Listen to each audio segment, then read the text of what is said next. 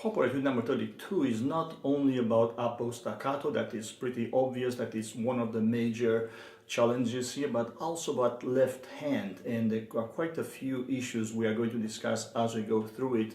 And as far as the staccato itself is concerned, it can be done successfully in various ways. My way is to slightly firm up or tense up a little bit the upper arm or bicep, firm up the fingers and leave everything else in between very relaxed.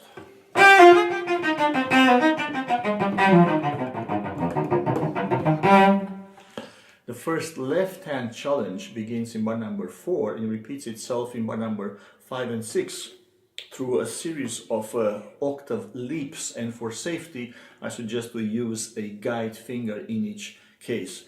Bar number 4, for example, goes from C to C via a very soft A.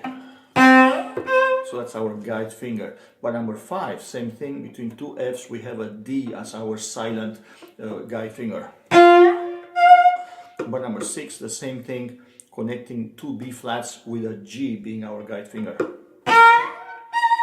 So as I practice the first few bars, I think not only about the upbow staccato, but the organizational aspect of the left hand.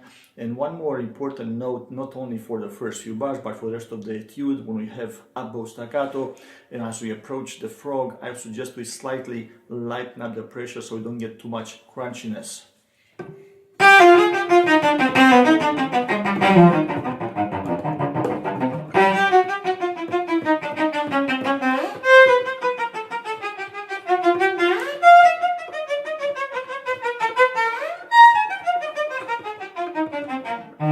Bar number 7, where I just pause for a moment, begins a series of challenges for the left hand, one of them being the usage of the fourth finger, and the elbow of the left arm can help by going slightly forward, slightly rolling, so the fourth finger can reach with ease. We also have in the bow arm the challenge of not only continuing the staccato but doing some string crossings, and for that it's good to have a slightly higher right elbow so as to minimize the difference or the distance that has to be traveled between A and D strings.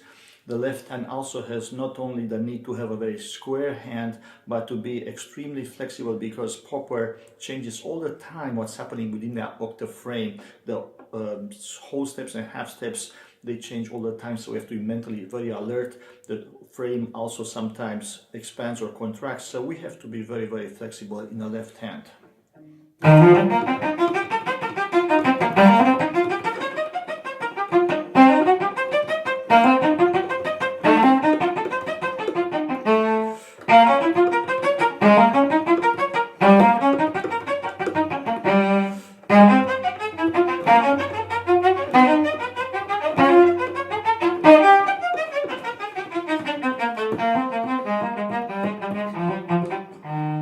The next important challenge begins in bar number 23, where the left hand has a lot of trouble to do, but also expansions and contractions, and this is the place over the next few bars where we have to have incredible organization and clarity of where Popper makes the hands smaller than an octave frame or bigger. So again, this has to be practiced without the upbow staccato, but slowly, just legato notes to fix all of these minute changes, and then we add the bow as it is written.